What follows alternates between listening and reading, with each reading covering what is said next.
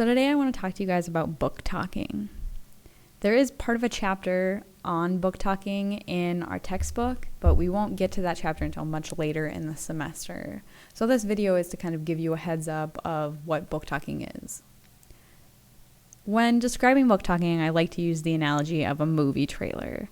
The purpose of a book talk is to sell the book. You want to give enough of the plot to interest the listener, but you are not giving a summary of the entire book.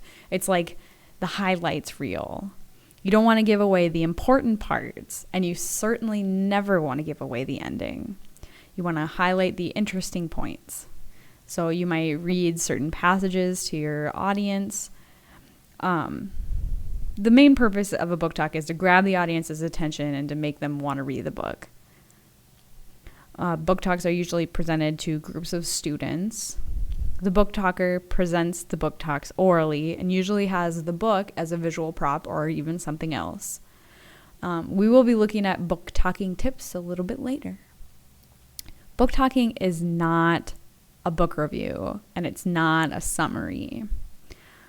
In a book review, the reviewer is judging the book. The book is recommended or not. Criticism is often given in book reviews. A summary of the plot may be included. In a book talk, a recommendation is always assumed. The listener is always going to assume when you're giving a book talk that you are recommending the book. Make sure to beware of that dirty S word, spoilers. You do not want to spoil books for your listeners. So you also want to consider your audience when you're doing a book talk. According to Merriam-Webster's dictionary, audience is a group of listeners or spectators. So you want to make sure that you tailor your book talk to your audience. So I'm just going to give you an inappropriate example here. A voracious larva devouring various foodstuffs in order to pupate and metamorphose into its final adult phase. Obviously, that is a book talk for the very hungry caterpillar, but very inappropriate for first graders. There are lots of different justifications for book talking. It increases circulation. It promotes the library as a safe place or a third space, somewhere that you can come and hang out. It allows the library media specialist to work with teachers. It's an efficient way to promote your collection, so to show students what you have. It gives the library media specialist a chance to be creative. We love being creative. I love being creative. It increases customer service credibility. Its primary beneficiaries are non-users. So you're going to attract non-users when you're giving your book talks. You maybe are going to try and interest those people into reading instead of your people who are avid users. It presents the library as an active force in promoting reading. It increases the audience's awareness of the library, and it builds relationships. So some tips for preparing your book talk. Make sure to follow KISS. Keep it simple and short. You want to go from point to point without any detours, so kind of get where you're going fairly quickly. Only discuss a few characters. You don't want your audience to be confused about, who Mary Jo and Luke and Elizabeth and Bethany are. You want them to know who the main character is. Use simple words. Don't be talking about voracious larvae who pupate and metamorphose. Repeat things. Read sparingly. One of the suggestions for book talking is to read an excerpt from the book. I would suggest that you do this very little. And make sure to watch the time. Make sure you're not taking up too much of your audience's time. Teenagers like books that show teens as independent of adults. They like books that reassure them that they are normal and books that present role models without being preachy.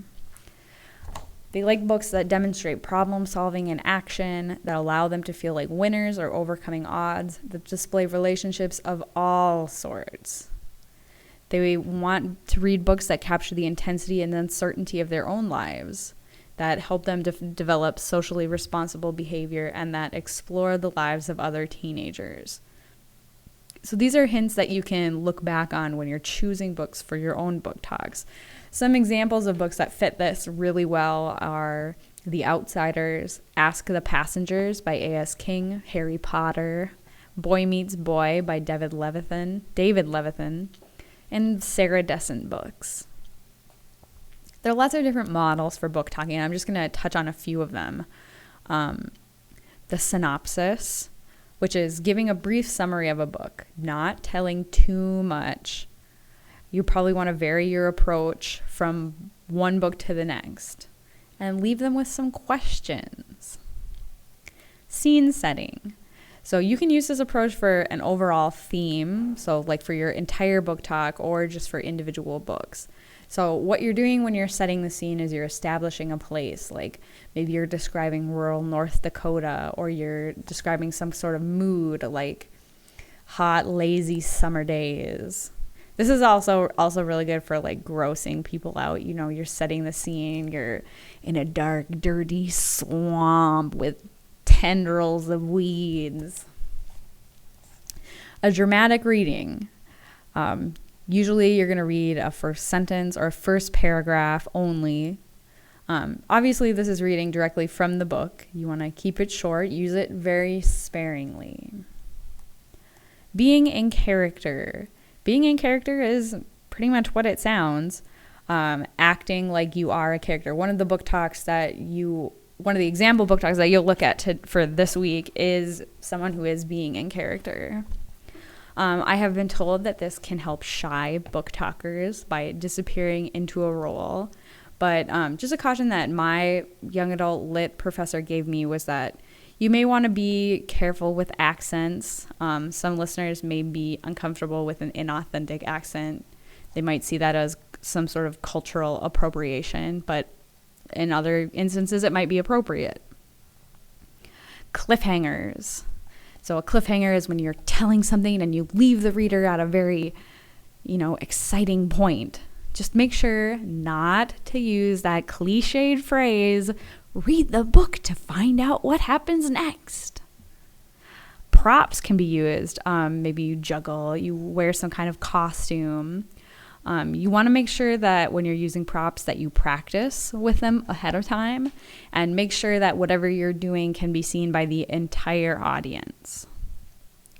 Skits require the participation of 2 or more librarians. It's easier to do skits with adults than teenagers. Teenagers are pretty self-conscious. It's not something that they really enjoy doing. Audience participation.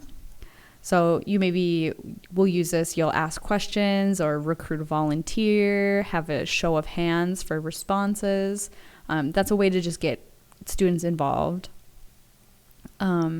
Also, book trailers are readily available on the internet now, and they're a great way to introduce teens to books. They're kind of flashy. You get to use your technology. For more models of book talking, you should read the article that is listed this week, the Patrick Jones article. He has an A to Z list of different hooks that you can use for book talking. So different myths of book talking. It is tough and should only be done by professionals. That is silly. You can do it. Everyone can do it. You just need to be confident in your abilities and maybe practice a lot ahead of time.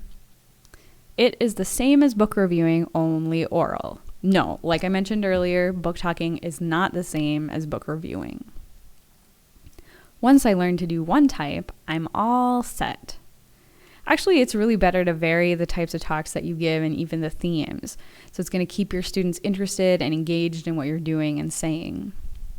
No one will want to read the books I book talk. That is not true. There is a book out there for everyone. Sometimes I read a lot of reviews and blog posts. I don't always want to read all of the books that are reviewed or mentioned. There's certain ones that stick out to me or are interesting to me. It's going to be the same for your students. That being said, however, you want to make sure that you have at least one copy of the books that you're talking on hand for checkout. It doesn't matter if I like the book. I can use it. Try not to book talk books that you don't like or wouldn't recommend. You are not going to be able to do the book justice, and a reader who might be drawn to that specific book might not pick it up because of your lack of enthusiasm or recommendation. I should only use new titles. Everyone's read the old ones. Everyone hasn't read the old ones. Just because you've read every single one of the Harry Potter books does not mean that your kids are going to know who Harry Potter even is. I should make sure I have an equal number of girl books and boy books. Actually, I would say try not to label books by gender or race or anything. Kids won't care if it's a girl book or a boy book unless you specifically point it out. Kids will read almost anything. I don't have to read the book at all. I can just use reviews. If you have not read the book, you better make sure that there aren't any surprises like sex or drug use or excessive profanity or masturbation, that sort of stuff. I should try to give a complete summary. Just make sure you don't give away the ending or the secret or the surprise. Then there's no reason for a kid to pick up your book at all. The do's of book talking. Bring the book with you. Make sure you memorize your talks or at least have, very small, short notes for yourself. Vary the themes and types of talks. Be prepared to ad-lib. Somebody's going to ask one of those questions. Vary the length of your talks. Let the books do the work. Be organized, cool, and confident, and relax and enjoy. Patrick Jones's number one tip is don't tell, sell. A few more tips for you. Always prepare more than you need, but be prepared to keep a few talks in reserve. You might not need to get to all of them. Consider using AV. Tech is cool, but make sure you test it ahead of time, multiple times, with the equipment that you will be using. End with a bang. Save the best for last. Give us something away. Who does not like free stuff? Kids love free stuff. I love free stuff. Make a list of the books that you're going to be talking about. Give them a handout so they can refer back to it.